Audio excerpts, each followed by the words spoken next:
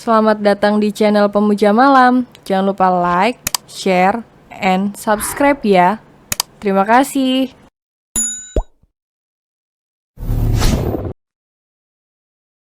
Episode 9, kamu pikir ciuman sesuatu yang begitu berharga? Kevin naik ke atas mimbar dan menyapa semua orang dengan aura kepemimpinannya yang kuat. Wiwin dan Xia memilih duduk di kursi yang telah disediakan sambil mematikan mic mereka, supaya tidak mengganggu Kevin yang sedang berpidato mengenai perusahaannya. Apa dia bosmu? Tanya Wiwin. Tembok. Jawab Xia dengan malas. Dia ternyata, tadi aku dengar sesuatu. Bisik Wiwin. Dengar apa? Tanya Xia penasaran. Wiwin membisikkan apa yang ia dengar tadi. Awalnya Wiwin tidak mau peduli dan tidak akan ikut campur. Tapi saat tahu pria yang menjadi target perusahaan R Group tengah menyusun rencana untuk membuat jatuh harga saham perusahaan CW Group,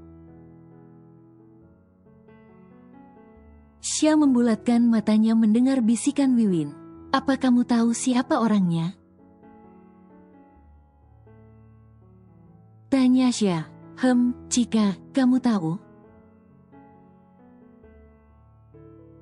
Pria itu bekerja sama dengan Cika. Aku tidak kenal pria itu, tapi yang pasti saingan bisnis tuanmu. Bisik Wiwin. Xia menoleh ke Kevin yang tampak berwibawa menyampaikan sepatah dua katanya. Kasihan sekali dia. Siapa pengkhianat di perusahaan CW Group? Batin Xia. Xia menghubungi Bayu tapi tidak diangkat. Kemudian Xia mengirim pesan ke Bayu. Bayu tahu Xia menghubunginya tapi tidak bisa menjawab. Karena pengusaha R Group terus saja mengoceh di depannya. Xia, kau menyelamatkanku. Batin Bayu. Maaf, aku harus angkat telepon dulu. Pinta Bayu mengangkat ponselnya, mengarahkannya ke pria yang sengaja mengulur waktunya. Bayu hendak menghubungi Xia balik, tapi pesan Xia yang baru aja muncul membuat kedua bola mata Bayu membelalak. Bayu dengan cepat melangkahkan kakinya ke arah panggung.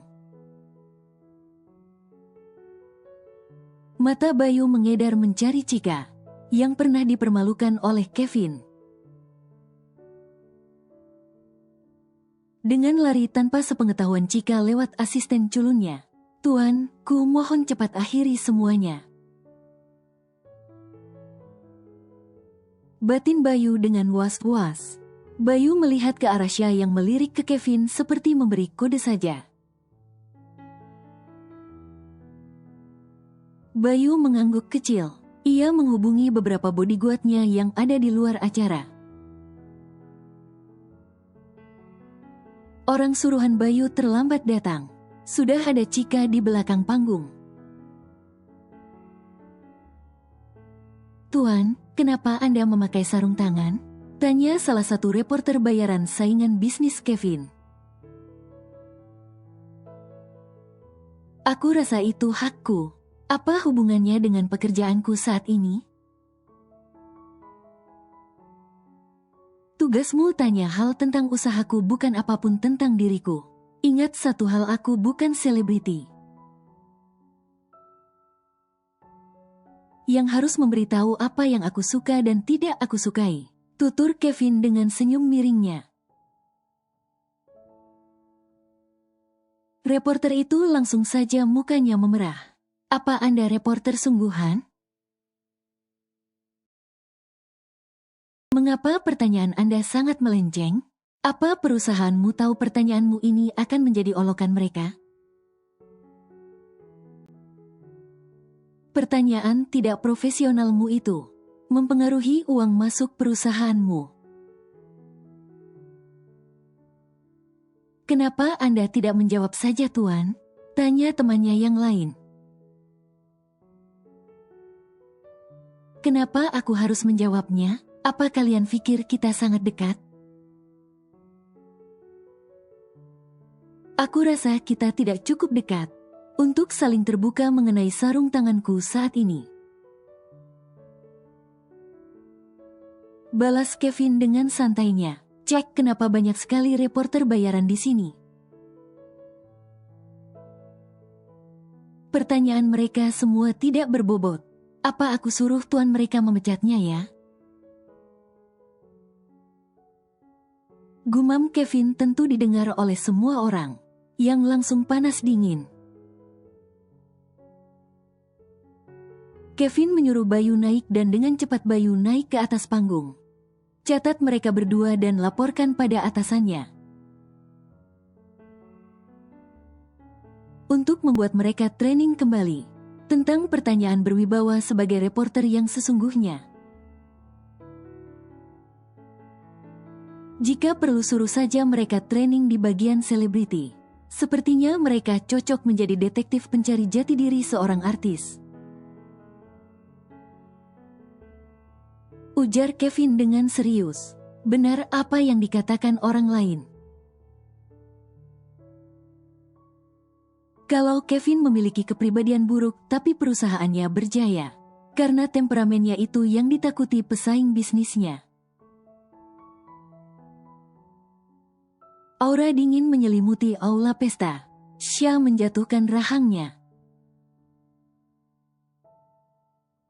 Melihat betapa buruknya perangai Kevin sebagai petinggi perusahaan, apa dia tidak takut sahamnya jatuh? Bisik Wiwin. Tidak, sudah banyak yang mencoba menjatuhkannya. Tapi sahamnya tidak pernah jatuh.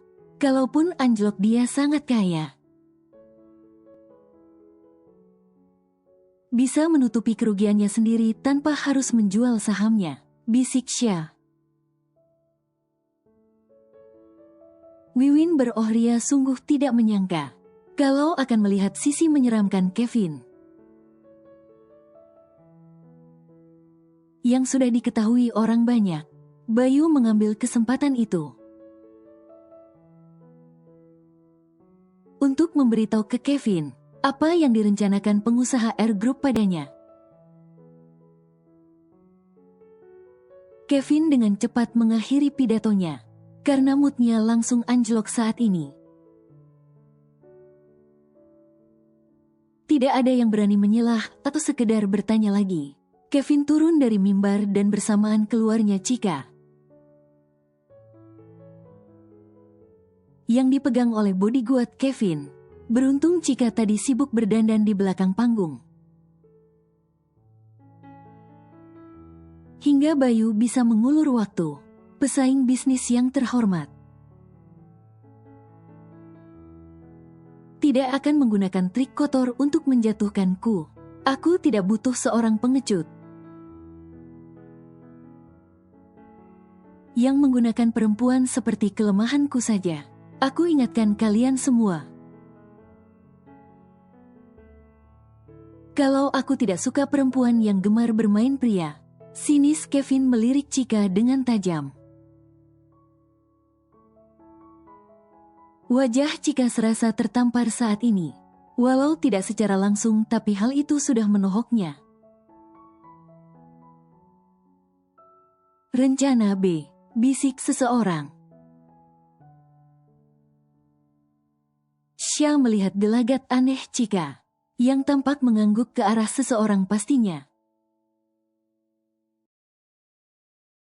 Xia mengangkat gaunnya dan berlari kecil ke arah Kevin. Kevin turun ke tangga. Dan tak berapa lama seseorang menembak ke arah Kevin. Bukan peluru tapi obat bius pastinya. Beruntung Sya berhasil mendorong Kevin. Hingga tanpa sengaja Sya terjatuh di atas Kevin. Karena tak sengaja menginjak gaunnya sendiri, Bayu menangkap suntikan itu dan langsung angkat tangan. Kehebohan terjadi saat bodyguard Kevin diberi aba-aba oleh Bayu untuk mencari pelaku. Au, Sya menahan tangannya ke arah lantai.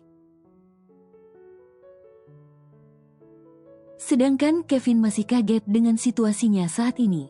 "Tuan, Anda tidak apa-apa?"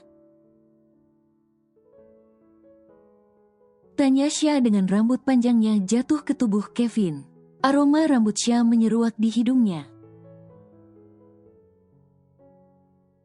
"Oh, aku tidak apa-apa," jawab Kevin tergagap. Sya berusaha untuk berdiri, saat Wiwin juga berlari kecil ke arahnya dan membantu Sya berdiri. Bayu membantu Kevin bangkit, dan suasana pesta jadi kacau balau karena peneror di tengah acara pesta. "Anda tidak apa-apa, Tuan?" tanya Bayu. "Tidak apa," jawab Kevin melihat ke arah Bayu. Bayu memeriksa tubuh Kevin dan tidak terjadi apapun. Ia berpindah ke Sya yang masih diperhatikan oleh Wiwin.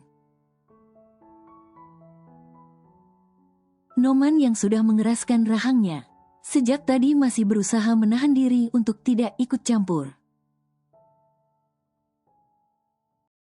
Pada akhirnya ia menyerah dan memberi kode bawahan Kevin, hingga si peneror berhasil ditemukan oleh mereka berkat Noman. "Semoga kamu baik-baik aja sayang," batin Noman tidak berkutik dengan situasinya. Melihat Sya dari kejauhan, "Kamu baik-baik aja, Sya?" tanya Bayu. "Cuma lecet sedikit, Tuan." "Anda harus bayar saya 2 kali lipat untuk ini, atau bawa saya ke rumah sakit untuk diobati," gerutu Sya. Bayu tersenyum. "Sampai semuanya selesai ya, aku mohon kamu bawa Tuan kembali ke apartemen. Aku harus mengatasi mereka dan pengkhianat itu." Sya mengangguk melihat ke arah Kevin sebentar. "Kenapa aku harus jadi tamengnya? Apa lihat-lihat? Kau harus bayar aku lebih besar lagi," batin Sya dengan kesal melihat ke arah Kevin. "Biar aku yang bawa mobilnya." Kevin mengulurkan tangannya ke Syamita. Sya malah bengong melihat tangan Kevin. "Mana kuncinya?" desak Kevin. "Tidak apa, Tuan, saya bisa menyetir sendiri," tolak Syamita. Kevin melototkan matanya dan Sya juga tidak peka. Malah dengan asiknya mengeluarkan kunci mobil yang diberikan Bayu, dan hendak masuk ke bagian kemudi mobil Kevin. Tapi Kevin menahan pintu masuk mobilnya. Sya menatap tangan Kevin lalu perlahan menoleh ke Kevin. "Aku tidak suka perkataanku dibantah," ujar Kevin memperingati. "Dan saya tidak suka Anda mengasihani saya," balas Sya tak kalah tajam menepis tangan Kevin. Kevin ternganga saja dengan tingkah Sya yang sangat berani melawannya.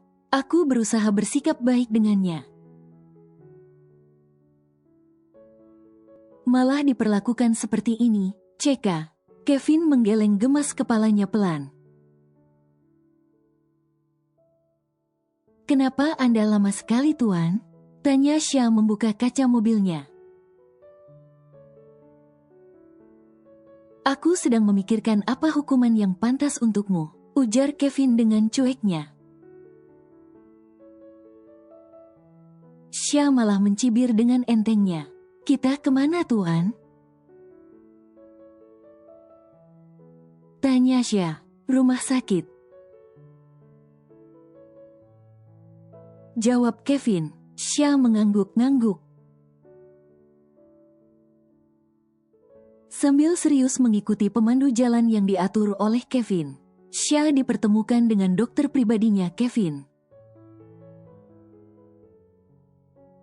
Ada apa, Kevin? Apa kumat lagi? Tanya dokter Rangga dengan khawatir. Tiba-tiba meninggalkan jam makan malamnya. Yang memang sudah terlambat. Bukan aku, Paman, ini yang sakit. Kevin melirik Xia yang terlihat terkejut dengan situasinya kini. Kenapa situasinya begitu familiar? Batin Xia dengan penasaran berusaha mengingat-ingat, di mana ia pernah mengalami di situasi yang sama. Xia akhirnya ingat kalau Nomanlah yang begitu posesif padanya, hingga memanggil dokter pribadi kalau Xia terluka walau sedikit. Papi pasti khawatir denganku tadi. Batin Xia jadi teringat kekhawatiran Noman. Rangga menoleh ke Xia yang sangat cantik dengan mulut terbuka, seperti sedang memikirkan sesuatu saja. Hei, culun, bentak Kevin bertepuk tangan di depan Xia. Seperti menepuk nyamuk saja. Apa matamu buta? Dia seperti Dewi kamu sebut culun? Rangga berdecak tak percaya akan panggilan Kevin. Dia memang culun, dan tidak usah banyak tanya, Paman. Obati saja tangannya, perintah Kevin. Rangga hanya menggeleng kepalanya pelan, tapi ia cukup penasaran dengan Xia. Xia adalah gadis pertama yang diantar Kevin ke rumah sakit untuk diobati olehnya. Mari Nona, ajak Rangga dengan sopan. Kevin hanya acuh memainkan ponselnya. Tak berapa lama Kevin menerima panggilan Bayu. Ia menjauh dari Xia dan Dr. Rangga. Kevin mengangkat panggilan Bayu. Katakan, memang pesaing bisnis Anda, Tuan. Saya sudah memaksa Cika untuk bicara. Sepertinya banyak yang ingin menjatuhkan Anda, Tuan. Sudah sejak dulu. Cari tahu dalangnya secepatnya. Aku tidak mau mereka berpesta setelah membuat moodku buruk tadi. Perintah Kevin. Baik, Tuan. Bagaimana dengan keadaan Xia, Tuan? Tanya Bayu. Bayu pasti bisa menemukan semua dalangnya. Yang menjadi otak dari permasalahan mereka tadi, Cika, wartawan dan si penembak obat bius hanya kaki tangan saja. Bayu cukup berkuasa di hotel milik keluarganya tadi. Jadi wajar dia bisa mendapatkan informasi sekecil apapun itu. Walau begitu Bayu harus lembur mencari tahu semuanya di tempat itu juga. Dia sedang diobati oleh Paman Rangga. Jawab Kevin. Apa, Tuan? Anda membawanya ke Paman Rangga? Tanya Bayu tak percaya. Kenapa? Apa masalahnya? Tanya Kevin tak mengerti dengan tingkah berlebihan Bayu. Bayu menganga lebar saja di ujung telepon. Bagaimana bisa Kevin membawa seorang gadis dengan luka kecil ke dokter pribadi yang pastinya sangat sibuk? Apa dokter Rangga ada berkomentar Tuan? Tanya Bayu. Tidak ada, sudahlah kerjakan pekerjaanmu dengan cepat. Titah Kevin mematikan panggilannya secara sepihak.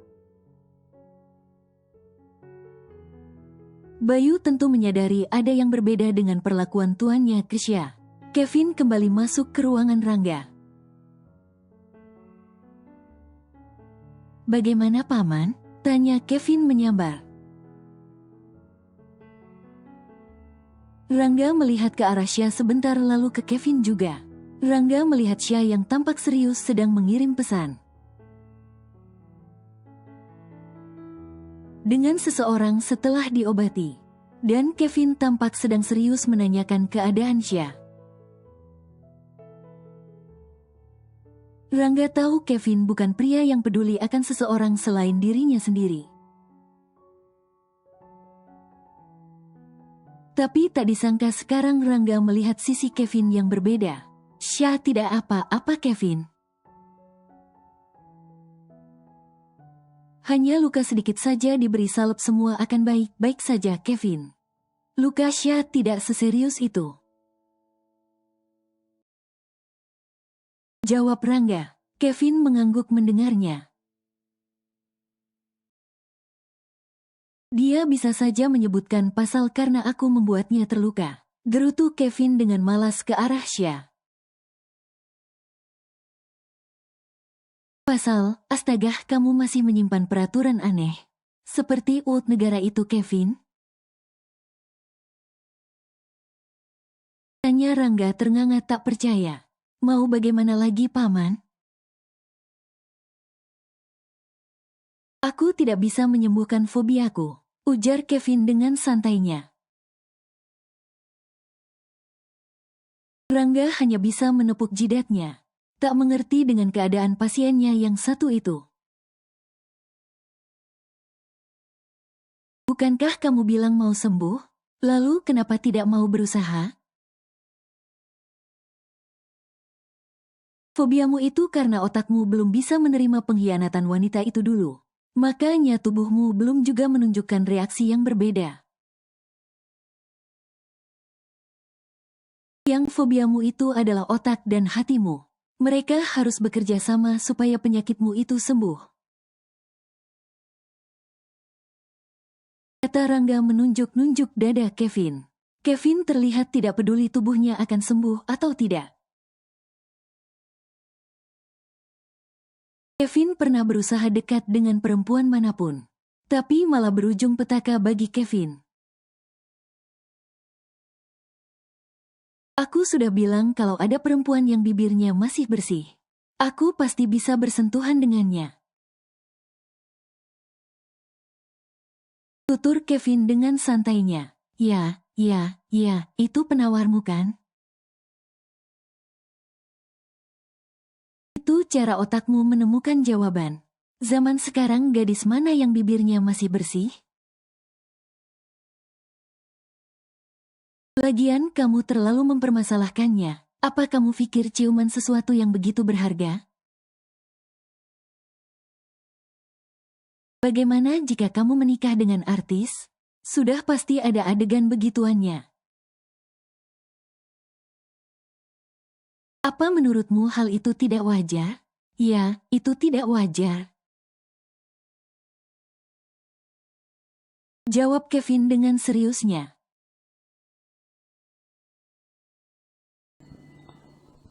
Bersambung.